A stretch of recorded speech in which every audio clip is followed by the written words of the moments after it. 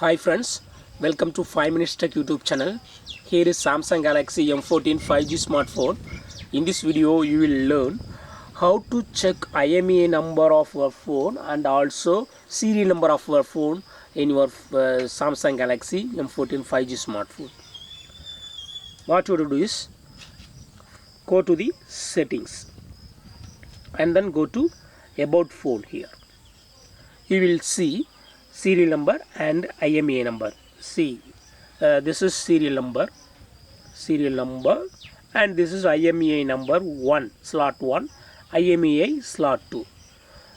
You have also other method of checking. What you do is just go to the dialer and then type star hash 06 hash, and you will see IMEI 1, IMEI 2 and serial number with barcode. Okay, so in this way you can easily check IMEI numbers and serial number in your phone Samsung Galaxy M14 5G. That's all friends. Thanks for watching. Bye.